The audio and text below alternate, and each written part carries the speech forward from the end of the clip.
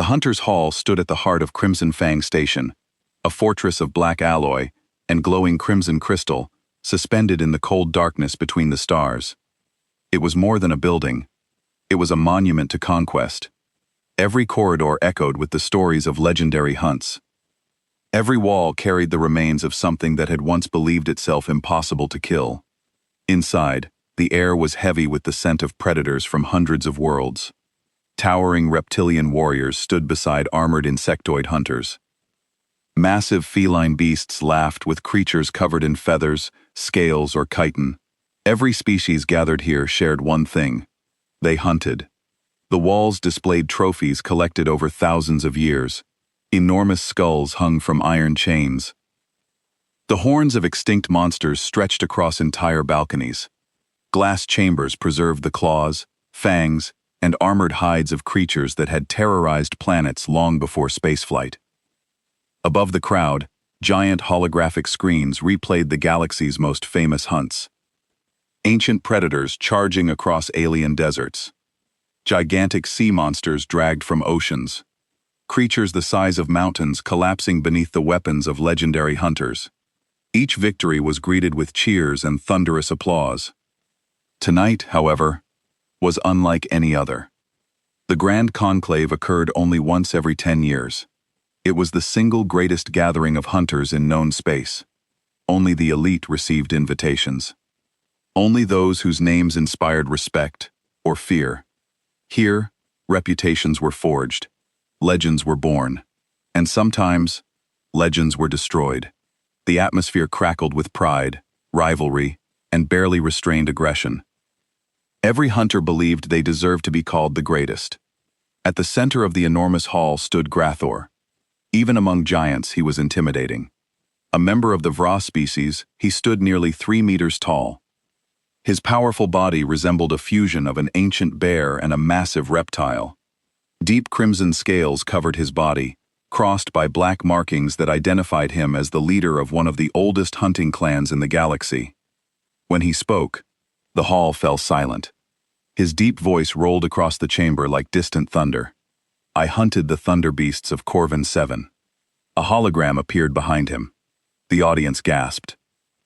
Towering creatures emerged from the projection, 6 meters tall, covered in overlapping armor plates, capable of deflecting plasma cannon fire. Each step they took shook the ground. They traveled in herds of 50. The hologram showed the beasts charging through violent electrical storms, lightning dancing across their armored bodies. For 40 days, Grathor continued, I tracked them through mountains that swallowed entire armies. I crossed rivers of molten rock.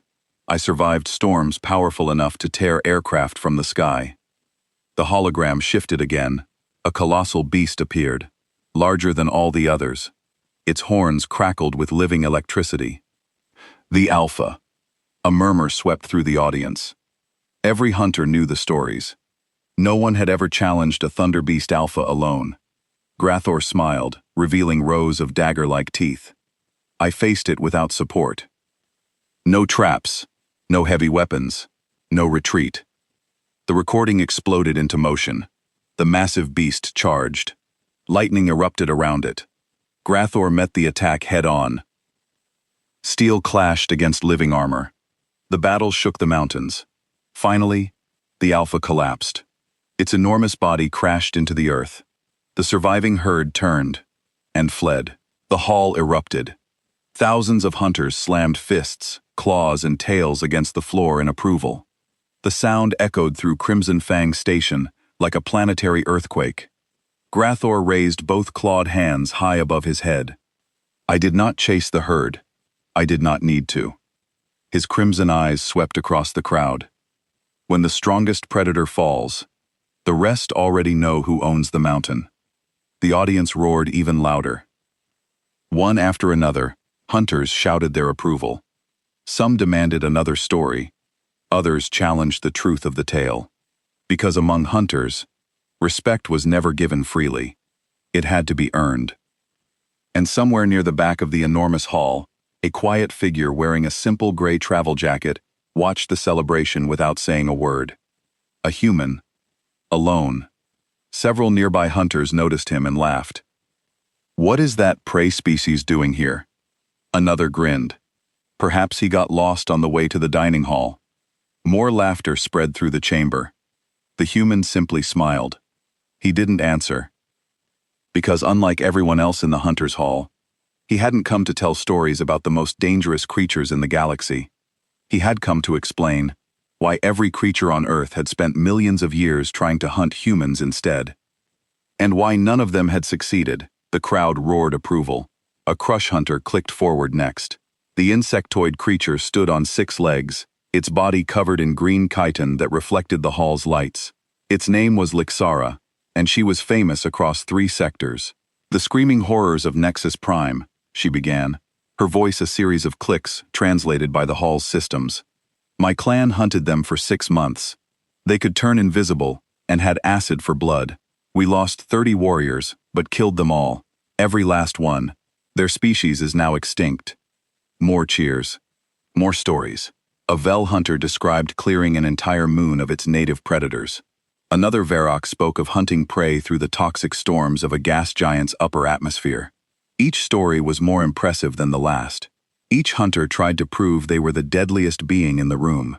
In the corner, almost hidden in shadow, sat Daehyun. He was human, which meant he was small compared to most beings here.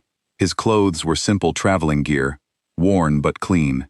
He had a cup of something warm in his hands, and he watched the proceedings with quiet interest. His face showed nothing. No fear, no excitement, just attention. Most of the predators did not notice him at all. Those who did assumed he was a servant, or maybe a translator for some other species. Humans were known, but not common in this part of space. They ran cargo ships and worked as technicians. They were useful, but not important. Certainly not hunters. The stories continued for hours. The drinks flowed. The hunters grew louder and more boastful. Lixara finished a tale about tracking prey through underground tunnels for weeks without rest. The creature thought it was safe in the dark. She clicked triumphantly. "It was wrong. We crash sea in spectrums you cannot imagine. The dark is where we are strongest." The crowd cheered again. Hunters slammed their appendages on tables. The noise was deafening. Then cutting through the celebration like a knife through flesh, came a quiet voice. "Is that all?" The hall went silent. It was so sudden that several hunters looked around in confusion. The voice had been soft, barely above a whisper, but somehow everyone had heard it clearly. Grathor's eyes, which had been half closed in satisfaction, snapped open. He turned slowly, scanning the crowd. Who spoke? His voice was dangerous now, no longer jovial. Dion raised his hand slightly. Not aggressive, just acknowledging. "I did," he said in that same quiet voice. Every head turned. Every eye focused on the small human in the corner. Grathor pushed through the crowd, other hunters moving aside quickly. He stopped 2 meters from Dion, towering over him. This close, the size difference was absurd. Grathor could have torn the human apart with one hand. "What did you say, little one?" Grathor asked. His tone suggested that the next words from Dion's mouth would determine whether he lived or died. Daehyun stood up slowly. He was calm. He set his cup down carefully on the table behind him, then looked up at the massive racks. "I said, is that all? I have been listening for 3 hours now. Very impressive stories, truly. But I noticed something interesting." "And what?" Grathor growled. "Did you notice? Every story here is about hunting creatures that could not hunt you back." Daehyun remained level and polite. "Non-sentient beasts, species without space travel, animals that evolved on their home worlds and never left. You are all very skilled at killing things weaker than yourselves. Where I come from, we call that something different than hunting." The temperature in the hall seemed to drop. Several hunters reached for weapons. Lixar's mandibles spread in what might have been shock or rage. A Velier named Corinth, whose crystalline body marked him as ancient and powerful, raised one glowing hand. "Silence," Corinth commanded, and everyone obeyed. He moved forward, his body chiming softly with each step. "Human, you have insulted every hunter in this hall. By the laws of the Grand Conclave, you must now prove your worth or face consequences. Do you understand?" Daehyun nodded once. "I understand. Then you will tell us your story," Corinth said. "You will explain why you believe yourself qualified to judge us. If your tale is worthy, You may stay and trade here as an equal. If it is not, the Velier paused, then you will become prey for a ceremonial hunt. These are the ancient laws. Do you accept these terms? I accept, Dian said without hesitation.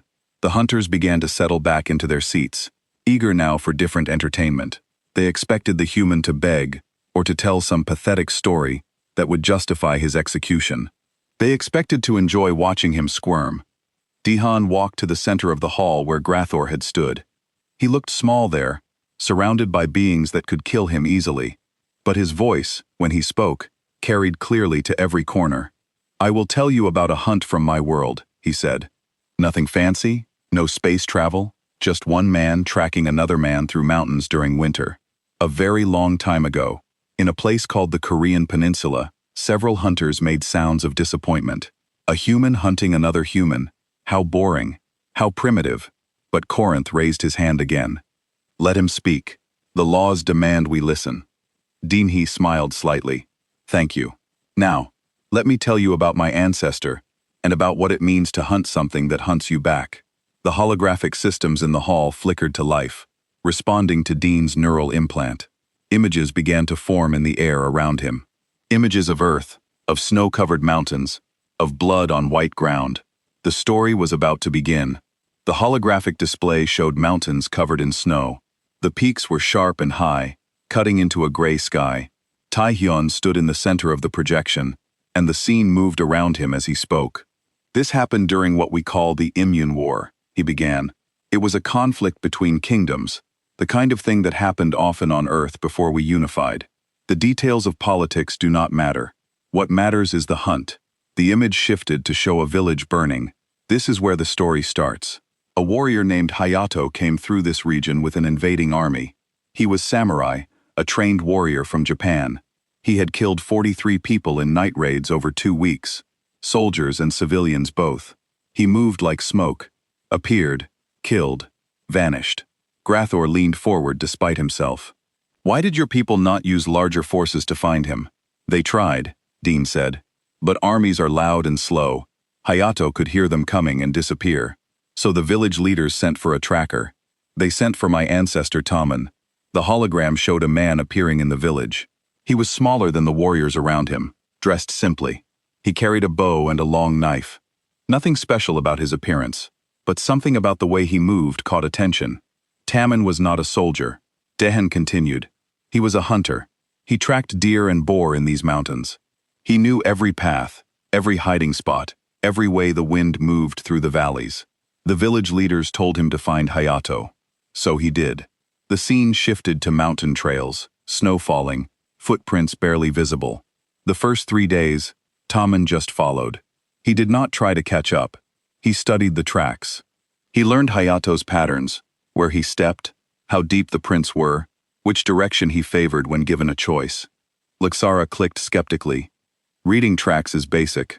All hunters do this. Yes, Dion agreed. But Tommen was not just reading where Hayato had been. He was reading who Hayato was. The depth of prints told him Hayato's weight and how much equipment he carried. The spacing told him if Hayato was tired or fresh.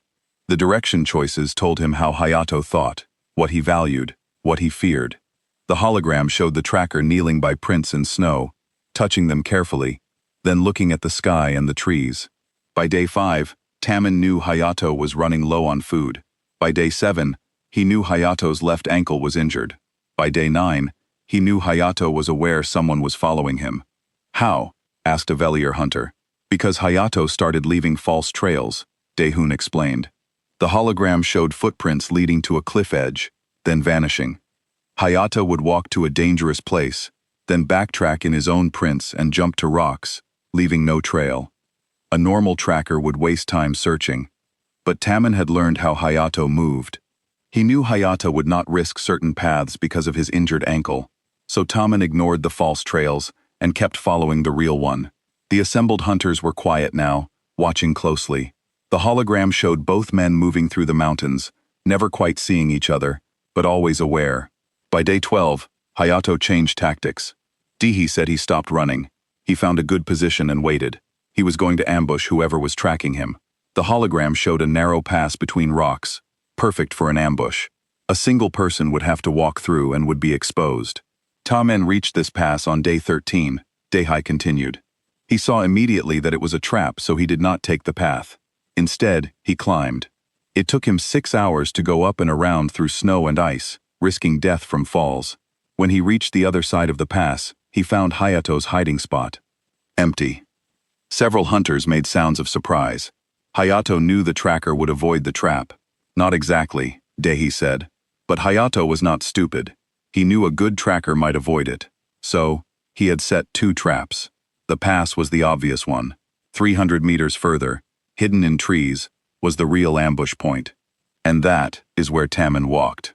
The hologram showed it happening. Tamen walking through trees. Hayato dropping from above, sword already swinging. But Tamen moved at the last instant, rolling forward.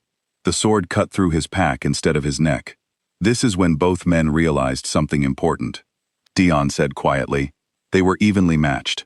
Hayato was a trained warrior with better weapons and armor. Tamen knew the terrain and had been studying his opponent for 13 days. Neither could guarantee victory in direct combat. So what happened? Gregsor asked, genuinely curious now. They fought for 3 hours, Dehun said. The hologram showed it in flashes. 2 men in snow circling each other. Blood on white ground, neither giving up, neither running. Tamen had his bow, but could not get distance to use it. Hayato had his sword, but Tamen was too fast to corner. They wounded each other multiple times. Small cuts, bruises, exhaustion building. The image showed both men breathing hard, bleeding, watching each other across 5 meters of snow. Tamen spoke first, Dehun said. He told Hayato that he respected his skill. He said Hayato could leave, return to his army. No one would know. But Hayato refused. He said he had his honor as a warrior. He could not run from a fight. So Tamen changed tactics one final time. Dehun continued. He stopped trying to kill Hayato. Instead, he started hurting him, moving him toward a specific location. Hayato realized this too late. The hologram showed Tain driving Hayato backward through the trees, not with attacks, but with positioning. Every time Hayato tried to circle, Tamen blocked the path. Every time Hayato tried to stand ground, Tamen forced him to move. Tamen drove him to a frozen river. Dehan said the ice was thin. Tamen knew this because he had crossed it carefully the day before. But Hayato did not know. Hayato only knew he was being pushed toward water and did not want to be trapped there. The hologram showed the moment Hayato stepping onto ice, the ice cracking. Hayato's expression changing from determination to understanding to fear all in 1 second. The water was not deep, Dion said, but it was freezing. Hayato got out, but he was soaked in those temperatures in wet clothes. He had maybe 30 minutes before his body would shut down. Tamen stood on the bank and waited. Hayato tried to charge him twice, but he was already getting slower, weaker. The cold was doing what Taimen's arrows could not. The image showed Hayato falling to his knees in the snow. Tamen approached carefully, bow ready. But Hayato no longer held his sword. Before Hayato died, Tamen asked him a question. Dehim said. He asked when Hayato had realized someone was tracking him. Hayato smiled. He said he had known since day 5. He had been tracking Tamen back for the last 8 days. He was impressed that Tamen never once let himself be ambushed. The hall was completely silent. The hologram faded, leaving just Dion standing in the center. That is a hunt for my world, Dean said softly. 2 apex predators, same species, both intelligent, both skilled, both willing to die rather than give up. And it ended not with strength or speed, but with patience and knowledge of the environment. He looked around at the gathered aliens. So when I ask, is that all about your hunts? I mean, no disrespect. I am simply used to hunting being more complicated. Corinth's crystalline body chimed softly. That is one impressive hunt, human. But one story is not enough. Tell us more. Dehi smiled slightly. I have more stories. Many more. Grathor shifted his weight, scales clicking against each other. One skilled ancestor does not prove your species is dangerous. Every species has outliers, warriors who rise above the rest. Perhaps this Tamen was unique among humans. Several hunters voiced agreement. Dehun nodded as if he expected this response. Fair point. Let me tell you something different then. Not about one human, but about how all humans hunt. The holographic system activated again. This time it showed a wide grassland under a hot sun. Golden grass stretched to the horizon. In the distance, small figures moved. "This is Africa," Dehan said, "the place where humans evolved, before we had cities or technology or anything you would recognize as civilization. This is how my ancestors hunted for 200,000 years." The image focused on a group of early humans. They looked primitive compared to modern humans. Their clothes were simple animal hides. Their weapons were just sharpened stones tied to sticks. They looked weak and exposed under the vast sky. "Watch," Dehan said simply. The humans in the hologram spotted an antelope in the distance. The animal was beautiful and fast. It grazed peacefully, unaware of danger. Then it noticed the humans and bolted. The humans started running after it. Not at full speed, just a steady jog. "Wait," Lixara clicked. "They cannot catch it at that speed. The prey is much faster." "Correct." Dihun said the antelope can run at 70 kilometers per hour. These humans can run at maybe 15 kilometers per hour. There is no contest. The hologram showed exactly that. The antelope vanished over a hill in seconds. The humans kept jogging steadily behind it. Minutes passed. The antelope was long gone. "Then what is the point?" asked a young Vra hunter. "Keep watching," Dion said. An hour passed in the hologram compressed to seconds. The humans never stopped moving. They followed the tracks left by the antelope. When they lost the trail, they spread out and searched until they found it again. They kept going 2 hours, 3 hours. The sun moved across the sky. Still the humans jogged forward. "Your prey escaped," Grathor said. "This hunt failed." "Not yet," Dion replied. 4 hours into the hunt, the hologram showed the antelope again. It was resting in shade, panting heavily. It looked exhausted. Then it saw the humans still coming in the distance. The antelope's eyes went wide. It forced itself up and ran again. The humans kept their steady pace. Not rushing, not sprinting, just moving forward constantly. "How are they still running?" Avelier asked, confused. "Humans are persistence hunters," Dion explained. "We evolved on a hot world where most predators hunt in bursts. They run fast, but overheat quickly. They must rest. But humans have something special. We sweat." He held up his arm. "Our skin has millions of tiny holes that release water. This cools us down as we move. We also breathe in a way that separates from our running rhythm. Most animals must match their breathing to their legs. 4 steps. Breathe. 4 steps. Breathe. But humans can breathe any rhythm we want while running. This means we are incredibly efficient." The hologram continued. 6 hours now. The antelope ran again when the humans got close, but its run was slower, weaker. 8 hours. The antelope could barely trot. Its body was shutting down from heat exhaustion and fatigue. "We also carry water," Dihan added. The hologram showed one human drinking from a container made of animal stomach. "And we can plan. We know the prey will go toward water when desperate, so some humans circle ahead, while others push from behind." 10 hours into the hunt, the antelope collapsed. It simply could not run anymore. Its legs shook and failed. The humans walked up to it calmly. One stepped forward with a spear and ended its life quickly. 10 hours, Dihan said into the silence. The prey was faster, stronger, better adapted to the environment. But it had one weakness. It could be tired out. And humans never stopped coming. He changed the hologram to show different scenes. Humans chasing deer through snow. Humans following wild horses across plains. Humans tracking zebras through savanna. "This is called persistence hunting," Dahun continued. "It is not common in the galaxy, because most species cannot do it. You need specific biology, the ability to cool your body while moving, the ability to carry water and food while hunting, the ability to track over long distances, and most importantly, the mental capacity to never give up.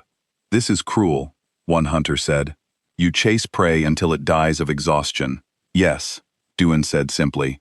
"We chase them until their bodies fail, until they cannot go any further, and then we kill them.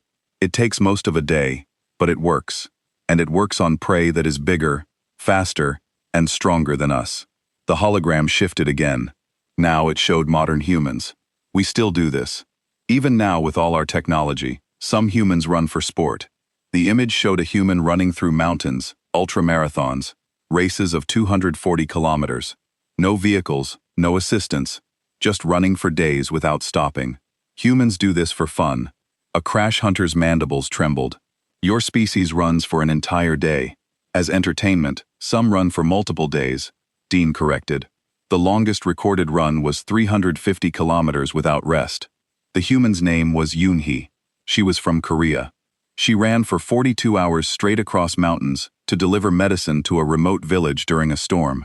The journey would have taken 3 days by normal travel. She did it in less than 2 days without sleeping. He let that sink in before continuing. Or consider search and rescue teams. When someone gets lost in wilderness, we send humans to track them. These teams will search for days without rest. They climb mountains in darkness. They cross rivers in winter. They track through conditions that would kill most species. And they do not stop until they find who they are looking for, alive or dead. The hologram showed rescue workers carrying someone down a snowy mountain at night. That team worked for 72 hours straight to find a lost child. No sleep, minimal food, just determination. Grathor was quiet now. All the hunters were. The boasting atmosphere from earlier had vanished completely. You hunt by never stopping, Corinth said slowly. You evolve to chase prey until they die of fatigue. We evolved to be patient, Dihai corrected. Speed is a tactic. Strength is a tactic, but patience is a strategy. You can run from something fast. You can hide from something strong. But how do you escape something that never stops tracking you? Something that will follow you for days, weeks, months if necessary. Something that does not tire, does not quit, does not forget. He looked around at all of them. Humans are not the fastest species. We are not the strongest. We do not have natural weapons or armor, but we have something more dangerous. We have endurance, and we have the absolute refusal to give up once we start hunting something. That is why, Dehi continued softly, when I listen to your stories about hunting non-sentient beasts, I think about how those beasts never had a chance. You tracked them with superior technology. You killed them with superior weapons, but they could not adapt, could not learn, could not change tactics. Now, imagine hunting something that can do all those things and still never stops coming. Something that gets smarter each time you encounter it. Something that remembers every mistake you make. He paused. That is what humans hunt. We hunt each other, and we are very, very good at it. The silence in the hall was heavy. Several hunters shifted uncomfortably. They were beginning to understand something unsettling about the small species standing before them. But surely, Avelier ventured, you must have weaknesses. You said yourself you lack natural weapons. Dihai's smile was not comforting. We make our own weapons. Would you like to hear about that? The holographic display changed again, and this time it showed a simple scene. A human hand holding a rock, nothing more. This is where it starts, Dean said. 3 million years ago, a human ancestor picked up a rock and realized it could be used to break things. Bones, shells, skulls. The image showed the rock being chipped and shaped. Then someone realized that if you break the rock correctly, you get a sharp edge, a cutting tool, a weapon. The progression continued in the hologram. Rock became spear, spear became bow, bow became crossbow, crossbow became gun, gun became plasma rifle. Each step showed humans taking whatever they had and making it more deadly. We are tool users. Dion explained. Many species use tools, but humans are special. We do not just use tools, we obsess over them. We spend generations perfecting a single weapon design. We teach our children how to make and use weapons before they are old enough to hunt. A Vrax hunter named Takar spoke up. But tools are external. Take them away and you are helpless. Are we? Dion asked. The hologram shifted to show a different scene. Let me tell you about a place on Earth. A continent called Australia. When humans first arrived there 40,000 years ago, it was full of megafauna, giant predators that had never seen humans before. The images showed massive creatures, lizards, the size of trucks, birds taller than Grathor, marsupial lions with teeth like knives. These creatures were the apex predators of their continent, Dion continued. They had ruled for millions of years. Then humans showed up with stone-tipped spears and fire. Fire, Lixar clicked. Humans learned to control fire, Dehun said. We learned to carry it, start it, use it. It gave us light and darkness. It scared away predators. It cooked our food so we could eat more things. And most importantly, it let us reshape entire environments. The hologram showed humans setting grassland on fire. We would burn large areas to drive prey toward killing zones, or to clear forest and make it grassland where we could see predators coming. We used fire as a weapon and a tool. The image returned to the megapona. Within 3,000 years of humans arriving in Australia, 90% of large animals were extinct. Not because we ate them all, we could not possibly eat that much. We killed them because they were competition, because they were dangerous, because they were inconvenient. Grathor's tail lashed. You committed genocide against your own planet's apex predators. For convenience? Yes, Dion said without emotion. We did the same thing on every continent we reached. North America had giant ground sloths, saber-toothed cats, dire wolves, massive bears. Within 1,000 years of human arrival, they were all gone. South America had giant armadillos and terror birds. Gone. Europe had cave bears and lions gone. He changed the image to show Earth from space. My world was full of creatures that preyed on humans, so we exterminated them. Not in war, not in desperate survival. We just systematically removed anything that threatened us. And we did this before we had metal tools, before we had agriculture, before we had any of the things you would consider civilization. That is monstrous, a young hunter whispered. That is efficiency, Dion corrected. Why waste energy hiding from predators when you can eliminate them? Why live in fear when you can remove the threat permanently? He brought up a new image. But Earth is a death world. Class 7 by galactic standards. Removing the megapona did not make it safe. We still had natural disasters to deal with. The hologram showed massive storms, earthquakes splitting the ground, volcanoes erupting, tsunamis drowning coastlines. Earth tries to kill humans constantly, Dehun said. Hurricanes, tornadoes, floods, droughts, heat waves, ice ages. Our planet has more severe weather than 98% of inhabited worlds in the galaxy, and it has been this way for millions of years. So, you adapted, Corinth said. No, Dean replied. We did not just adapt, we conquered. We built cities in the paths of hurricanes, and when they were destroyed, we built them again with stronger materials. We settled on the edges of volcanoes because the soil was fertile. We created shelters that could withstand earthquakes. We did not avoid danger. We learned to live with it, to expect it, to plan for it. The hologram showed human cities standing against storms, buildings swaying but not falling, walls holding back floods. And when Earth threw something new at us, we studied it and found a way to survive it. Disease, we invented medicine. Famine, we created agriculture. Drought, we built irrigation systems. For every problem our world presented, we found a solution or died trying. And the ones who found solutions taught their children. And those children taught their children. And slowly, we became a species that could survive anything. Dehi walked slowly around the center of the hall. But here is what makes humans truly dangerous. We do not just survive. We remember. And we hold grudges. The hologram changed to show a woman. She looked strong but exhausted, wearing torn clothes. This is Hana. She was a colonist on a new world. The colony ship crashed during landing. She was the only survivor. The planet was designated as uninhabitable due to aggressive native predators. The image showed creatures attacking a campsite. They looked vicious and intelligent. Hana had no weapons except a survival knife, no shelter except the crashed ship, no communication to call for rescue. The rescue team was 4 years away. She died then, Toker said. No, Dean said. When the rescue team finally arrived 4 years later, they found her alive. She had built a fortified compound with farming domes. She had trapped and studied the native predators, and she had 3 of them trained. The hologram showed Hana walking with 3 massive predators following her like dogs, trained. Several hunters spoke at once. She broke them, Dehi explained. She studied their behavior. She learned what they feared and what they wanted. She used that knowledge to dominate them, not as equals, not as friends. She made them understand that she was the apex predator, and they were beneath her. When the rescue team asked how she survived, she said something interesting. She said the hardest part was not surviving the predators or the harsh environment. The hardest part was not having anyone to talk to. Humans are social creatures. We need interaction. But even facing complete isolation, even facing death daily, she refused to give up. She survived out of pure stubbornness. Dehi looked around at the assembled hunters. That is what humans do. You put us in impossible situations, and we find a way through. Not because we are stronger or faster, but because we refuse to accept defeat.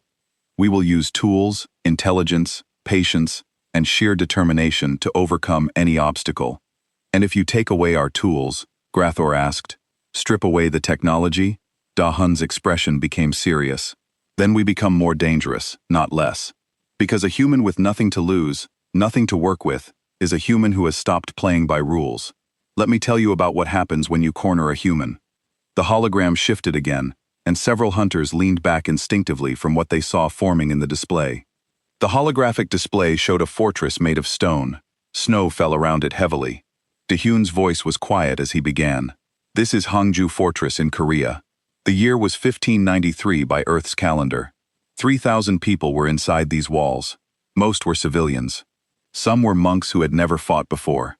A few hundred were trained soldiers. Outside the walls were 30,000 enemy warriors. The image showed the massive army surrounding the small fortress. The difference in numbers was horrifying. The defenders had no advanced weapons. Dehe continued. No plasma shields, no energy weapons, just stone walls, some bows, and determination. They were outnumbered 10-1. By any logical assessment, they would lose. They surrendered? A hunter asked. No, Dion said flatly. They held the fortress for 10 days. When the enemy finally retreated, they had lost over half their forces. The defenders lost less than 5%. The hologram showed the battle in flashes. Defenders dropping stones on attackers. Boiling water poured from walls. Arrows fired in coordinated waves. The enemy trying to climb walls and being pushed back again and again. How is this possible? Lixar demanded. Because humans understand something fundamental about survival, Dion explained. When you have nowhere to run, when surrender means death, when the only choice is fight or die, then humans fight with everything they have. There is no holding back, no saving strength for later, just complete commitment to survival. The image changed, but that is not the story I really want to tell you. That is just context. Let me tell you about what happens when you capture a human and try to break them. The hologram showed a sterile metal room. A human was chained to a wall. Crash guards stood around him. This man's name was Taong. He was a special forces operative during the contact wars. His ship was boarded by Kresh raiders. His team was killed. He was taken prisoner. Daeyeon's voice became colder. The Crash wanted information about human military installations. They decided to torture him until he talked. They spent 6 weeks using every technique they knew. Pain, drug, psychological warfare. They were very thorough. The hologram showed flashes of the torture. Not in detail, but enough to understand. The assembled hunters shifted uncomfortably. Tiu Sung never broke, Diyun said. Not once. Not even close. But he did something smarter than resisting. He studied his captors. The image showed Taeyong's eyes following his guards even while being tortured. He memorized their shift patterns. He learned their individual habits. He identified which guards were cruel and which were just following orders. He observed which ones were careless and which were vigilant. He built psychological profiles of every single crash in the facility. He was planning escape. Grador said. No, Dia Hun corrected. He was planning revenge. The hologram showed Taeyong in his cell, working his chain slowly over weeks. On day 43, during a guard change, when one careless guard got too close, Taeyong broke free. He killed that guard with his bare hands. Then he took the guard's weapons, and he escaped the facility. Corinth asked. No, Dion said again. He stayed for 3 more days. The silence in the hall was absolute. The hologram showed what happened next. Tong moving through the facility at night, hunting his former captors, using their own weapons, their own tactics, their own blind spots. He killed them one by one, Dahun said quietly. Not quickly. He made it slow. He made it hurt. He wanted them to understand fear the way he had felt fear for 6 weeks. He wanted them to beg the way they had made him scream. The holographic scenes were brutal, not shown in detail, but the aftermath was clear. Green blood on metal walls, bodies in various states. The rescue team found him 72 hours after his escape. Dion continued. He was in the facility's command center, covered in kitten and blood, surrounded by bodies. Every single crash who had been involved in his capture or torture was dead. 27 individuals total. Why did he not escape immediately? Avelier asked, horrified. Dion's eyes were cold. The rescue team asked him the same thing. He said he wanted to make sure his captors understood something important. He wanted them to understand that humans remember. We remember every pain, every humiliation, every moment of suffering, and we become very, very good at returning it. When interrogators later reviewed what happened, they found something interesting. Taeyong had killed his captors in the exact reverse order that they had tortured him. The first one who hurt him died last. The last one died first. He had planned it, made them watch as their colleagues vanished one by one, made them afraid, made them understand. The hologram faded. Dee stood alone in the center of the hall. "This is what happens when you torture a human," he said softly. "We do not just break. We do not just endure. We study our torturers. We learn everything about them. And when we get free, we show them exactly what they taught us." Several hunters looked genuinely disturbed. Now Grathor's scales had darkened, a sign of unease in his species. "You called that story about Hangzhou Fortress context," Corinth said. "Why?" "Because it shows the mindset," Dion explained. "When humans are cornered, when we have no options left, we do not surrender. We fight with everything we have, and we remember everything done to us." Tiang survived torture because he knew that survival meant he could eventually make his captors pay. That hope, that desire for revenge kept him strong when pain should have broken him. "This is psychotic," Tur said. "No sane species holds grudges like this." "You are right," Dehan agreed. "It is not entirely sane, but it is effective, and it means that capturing humans, torturing them, trying to break them, is one of the most dangerous things you can do, because if you fail to break them completely, if they survive, they will hunt you. They will learn everything about you and they will make you suffer." He walked slowly around the hall. "Humans have a saying, revenge is a dish best served cold. It means we are willing to wait, to plan, to let time pass until the perfect moment for payback. We do not need immediate gratification. We can nurture hatred for years, decades even, until we can properly express it." The hologram activated again, showing different scenes. After the contact wars, humans systematically hunted down every crest ship captain who had authorized torture of prisoners. It took 12 years. We tracked them across the galaxy. Some had retired, some had changed identities. Did not matter. We found them all, and we made sure they faced human justice. "This is vindictive," Lixara clicked. "Yes," Dion said simply. "Humans are vindictive. We are petty. We hold grudges. We remember slights, and we have the patience and intelligence to actually follow through on our desire for revenge. That makes us dangerous in a way that simple physical strength never could." He stopped walking and faced the assembled hunters directly. "You asked about human weaknesses. Here is the truth. Our weakness is that we are soft and small and vulnerable, but our strength is that we never forget, and we never forgive. You can kill a human easily enough, but if you do not kill them, if they survive whatever you do to them, then you have made an enemy who will never stop hunting you. Even your weapons are based on this principle," he added. The hologram showed various human weapons. "We do not just try to kill our enemies. We try to make killing as efficient and devastating as possible. We invented nuclear weapons and used them on ourselves during wars. We created biological weapons, chemical weapons. We made weapons designed specifically to cause maximum suffering before death. And then we looked at those weapons and decided they were too horrible even for us, so we banned them. We agreed as a species not to use them, but we kept the knowledge. We kept the ability to make them because humans understand deterrence. We understand that sometimes the threat of terrible revenge is more effective than actual revenge." The temperature in the hall seemed to have dropped. The predators who had been boasting about their hunts hours ago were now quiet and thoughtful. "So when you capture a human," Diyun said into the silence, "remember this. Every moment of pain you inflict is being recorded in their memory. Every humiliation is being stored away. And if they survive, if they escape, they will use everything they learned during their captivity to hunt you down. Not just you personally, but everyone you love, everything you care about. Humans do not believe in partial revenge." He smiled, but it was not a friendly expression. "We are thorough." Corinth's crystalline body hummed thoughtfully. The ancient Velier had been silent for most of Dion's last story, but now he spoke. "Human, you have told us about your ancestors, about your species' endurance and vindictiveness, but you have not told us about yourself. The other hunters stirred. This was true. Dehi had spoken only of other humans.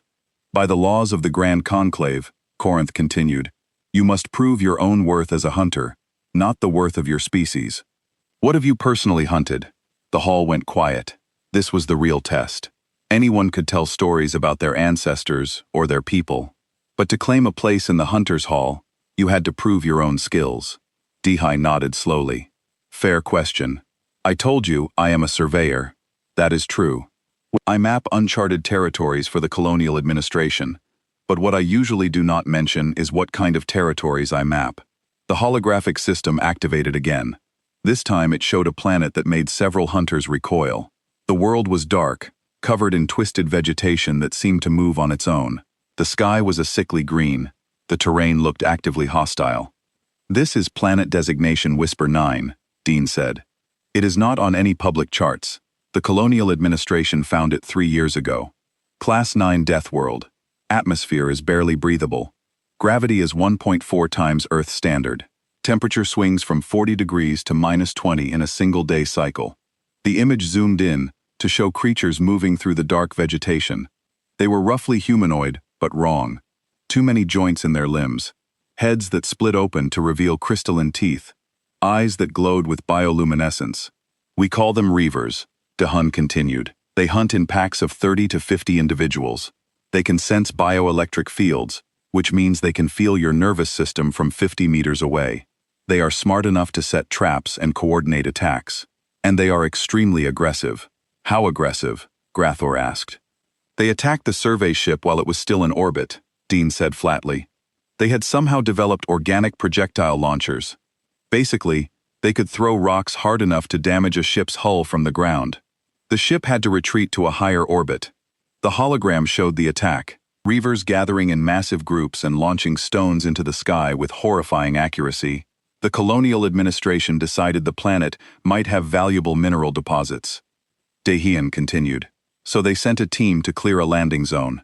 75 Brak shock troops, your people's finest hunters and warriors. Grathor's scales rippled.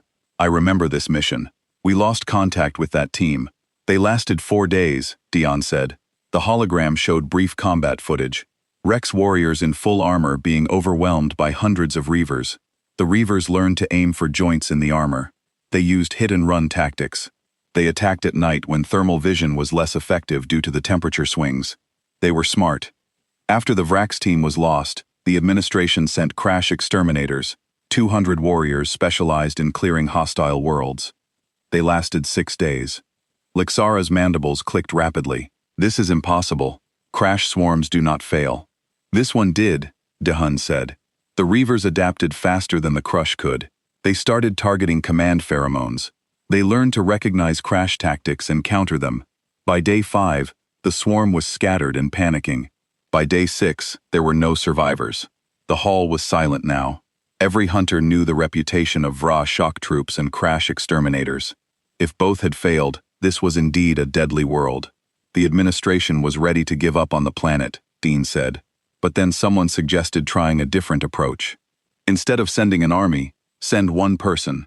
Someone who could move quietly, someone who could adapt, someone who specialized in surviving alone on hostile worlds.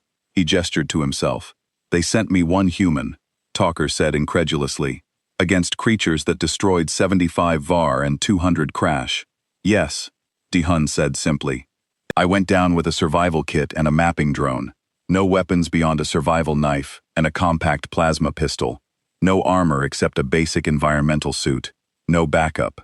I was expected to survey the planet and determine if colonization was possible.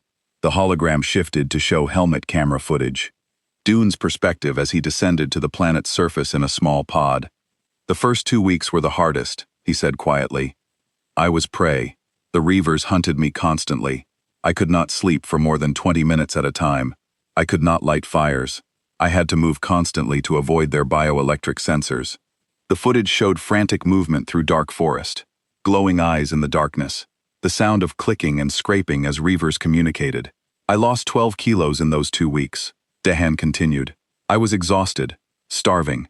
I had infected wounds from thorns in the vegetation. I seriously considered activating my emergency beacon and accepting rescue even though that would mean mission failure. But you did not, Corinth said. No, Dion agreed. Because on day 15, something changed. I stopped running. The hologram showed Dean sitting in a cave looking at his mapping drone's data. I had been gathering information the whole time I was running. I recorded Reaver movements. I analyzed their hunting patterns. I studied their communication methods. And I realized something important. What? Several hunters asked. They were animals, DeHaan said. Smart animals, but still animals. They followed patterns. They had predictable behaviors. And most importantly, they could learn fear. The footage shifted to show DeHaan setting traps, not to kill Reavers, but to hurt them. Snares that caught limbs, pits filled with sharpened stakes, deadfalls that crushed but did not kill. I stopped trying to hide from them, Dion explained. Instead, I started teaching them that coming near me was dangerous. I set traps along my trails. I poisoned water sources they used. I used their own bioelectric sensitivity against them by creating false signals with my equipment. The hologram showed a Reaver pack approaching one of these false signals only to trigger a trap that injured several of them. They retreated, clicking in what might have been confusion or fear. By month 3, I noticed them avoiding areas where I had been. Dihai said they were learning, so I escalated. I started using Reaver pheromones I had collected to trigger territorial conflicts between packs. I would make one pack think another had invaded their hunting ground. They would fight each other while I moved through safely. You turned them against each other, Grathor said. Yes, Dion confirmed. By month 5, I was walking openly through territories that used to be deadly. The Reavers would sense me coming and leave. They had learned that the small human was more trouble than food was worth. The hologram showed the most striking image yet. Dihi, walking calmly through dark forest, while Reavers watched from the shadows but did not approach. Their glowing eyes tracked him, but they kept their distance. I stayed on Whisper 9 for 8 months total. DeHaan said, when I finally called for extraction, I had mapped 60% of the planet's surface. The administration reviewed my findings and designated the world as pacified under human deterrence protocol. What does that mean? Asked a young hunter. It means the planet is considered safe for colonization as long as humans maintain a presence. Dihai explained. The Reavers have learned to avoid humans. They treat us as super predators. As long as there are humans on the planet, the Reavers will not attack settlements. They have been domesticated is the wrong word. Intimidated. They remember what I taught them. The silence in the hunter's hall was profound. No one moved. No one spoke. The gathered predators, the most feared hunters in the galaxy, stared at the small human standing in their midst with new understanding. Finally, Corinth rose. The ancient Velier's crystalline body chimed softly as he approached Dion. Human, the Grand Conclave has heard your testimony. You have proven yourself a hunter of exceptional skill. More than that, you have shown us something we did not understand about your species. He paused, his crystalline form reflecting the hall's lights. By the ancient laws, we recognize you as a hunter worthy of this hall. You may trade here. You may share in our knowledge. You have earned your place. Dihi bowed slightly. Thank you. But Grathor was not finished. The massive Vrod stepped forward, and his voice carried both respect and unease. Before you take your place among us, human, I must ask. When you questioned our hunts, when you asked if that was all, what did you mean? Tahun looked around at all the assembled predators. I meant no insult truly. Your hunts are impressive by any measure. You have killed dangerous creatures. You have survived harsh environments. You have proven your courage and skill. But Corinth prompted Prost. But where I come from, hunting is different, DeHaan said quietly. On Earth, the most dangerous prey is other humans. We have spent our entire evolutionary history competing with the only species in the galaxy that matches us for intelligence, adaptability, and persistence. Ourselves. He gestured to the trophies on the walls. You hunt creatures that cannot learn from their mistakes, cannot change their tactics, cannot build tools to counter yours. That is still hunting. But it is not the kind of hunting that tests you fully, and human hunting does, Lixara asked. Human hunting means your prey can predict your moves because they think like you, DeHaan explained. It means they can set traps for you while you hunt them. It means they can become the hunter while you are the prey, and you might not realize it until too late. Every hunt against an intelligent opponent is a chess match, where both sides are trying to predict moves ahead. He walked slowly around the center of the hall. That is why humans are dangerous. We did not evolve hunting simple prey. We evolved hunting each other. We spent thousands of years practicing warfare and assassination, and stalking enemies who were just as smart as us. Every tactic we know was tested against the most dangerous opponent possible, another human who is trying to kill us first. Dehun stopped and faced the gathered aliens. So when I ask, is that all I am asking? If you have ever hunted something that hunts you back with equal intelligence, something that studies you while you study it, something that adapts as fast as you do, because that is normal for humans. That is what we consider a real hunt. The implications settled over the hall like a heavy blanket. Several hunters exchanged glances. They were reassessing everything they thought they knew about humans. Tokar spoke up, his voice cautious. You said humans hunt each other. Past tense. Yes. Your species is unified now. You have peace. Dihai's smile was small and somewhat sad. We have reduced internal conflict. Yes. We rarely kill each other anymore, compared to our past. But that just means we redirect those skills elsewhere. Every human soldier is trained to fight against human-level intelligence. Every human investigator learns to track intelligent criminals. Every human strategist studies human history to understand tactics and counter-tactics. We are a species of apex predators who spent millions of years practicing on each other, he continued. Now we are one civilization. So ask yourself, what happens when all that hunting expertise, all that tactical knowledge, all that experience with intelligent opponents is pointed outward? What happens when humans start hunting other species with the same intensity we once hunted ourselves? The question hung in the air. No one answered, because the answer was obvious. They had just heard what happened when a single human was dropped on a Class 9 death world that had killed hundreds of other species' finest warriors. Grathor rumbled thoughtfully. You are saying that every human is potentially as dangerous as you know. Dejan corrected. I am saying every human has the potential to become as dangerous as me, given the right circumstances and motivation. That is what my stories were meant to show. Tammin was just a hunter before he tracked Hayato. The humans who Persistence hunted were not warriors, just people finding food. Anna was a colonist, not a soldier. Taeyong was trained, but his captors did not expect what he became. Humans are dangerous, not because we are born deadly, but because we adapt to become whatever we need to be to survive. Put us in a situation where we must hunt, and we become hunters. Put us in a situation where we must fight, and we become warriors. Put us in a situation where we must learn or die, and we learn faster than you can imagine. Corinth's body glowed brighter for a moment. This is why the galactic community should approach your species carefully. Yes, Dean agreed. Humans are friendly. We are social. We love to trade and share knowledge. We make excellent allies, but we are also capable of switching modes instantly.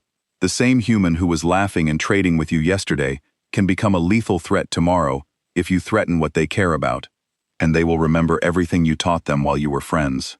He looked around at all the hunters. That is why I come to places like this, to make sure the galaxy understands humans properly. We do not want to be feared. We want to be respected. There is a difference. Fear leads to conflict. Respect leads to cooperation. And if species do not show respect, Avelier asked. Dehan's expression became serious. Then they learn respect the hard way through experience. Like the Reavers learned on Whisper 9. Like Hayato learned from Time In. Like T-Stores learned. Humans prefer to teach through words, but we are very capable of teaching through actions when necessary. Several hunters nodded slowly. The message was clear. Humans were offering friendship, but that friendship came with a warning. Do not mistake kindness for weakness. Do not mistake small size for lack of danger. Do not mistake patience for inability to act. Grathor extended his massive clawed hand toward Dehai. Then let us have respect between us, human. You have earned your place in this hall. More than that, you have taught us something valuable today. Dehi took the offered hand. The size difference was comical, but the gesture was sincere. What did I teach you? That the most dangerous predator is not always the biggest or strongest, Grathor said. Sometimes it is the one that looks harmless, until you realize you are already being hunted. Other hunters began approaching, offering similar gestures of respect. Lixara clicked her mandibles in what might have been approval. Several Veltier glowed in colors that indicated acceptance. As the formal part of the conclave ended, and hunters began to mingle and trade, Dean found himself the center of attention. Predators who had ignored him hours ago now wanted to hear more stories. They wanted to understand human tactics. They wanted to learn from this species that had evolved to hunt itself. Dehan answered their questions patiently. He shared knowledge freely as humans often did, but he also made sure each story carried its lesson. Humans are friendly, but not weak. Humans are patient, but not passive. Humans are forgiving, but never forgetting. Later, as Dehan prepared to leave the station, Corinth approached him one final time. "Human Dehan, before you go, I must ask, why did you really come here? To trade, or to send a message?" Dehun smiled. "Both humans need to trade with the galaxy. We need resources and knowledge that we do not have, but we also need the galaxy to understand us. Misunderstanding leads to conflict. We wanted to prevent that by demonstrating how dangerous you are." Corinth asked. "By demonstrating what we are capable of." "Yes," Dion agreed. "Better that the galaxy knows our strengths now, while we are still friendly, than discover them later during a conflict. We are showing our teeth so we do not have to use them." Corinth's crystalline body hummed. "A wise strategy. I will make sure your message spreads through the networks. Other hunters will hear what was said here today." "Thank you," Dion said. "That is all we ask. Understanding and respect." As Dean walked through the station corridors toward his ship, he passed other humans. A maintenance worker repairing a panel, a merchant selling goods at a stall, a family with young children heading to the residential section. To anyone who had been in the Hunter Hall, these ordinary humans now looked different, not threatening exactly, but potential. Each one was a being capable of becoming a persistence hunter, a trap maker, a survivor, a predator, if circumstances demanded it that night. Across the galactic communication networks, a new file was updated in the Conclave databases. The entry for humanity was expanded significantly. New classifications were added. New warnings were noted. The most important addition was simple: species capable of switching between prey and predator behavior at will. Possesses intelligence equal to most galactic species, but with evolutionary experience hunting opponents of similar intelligence. Extremely patient. Demonstrates cultural tendency toward revenge. Seeking high adaptability. Recommend diplomatic approach. Avoid conflict if possible. If conflict unavoidable, achieve complete victory quickly, or expect extended resist.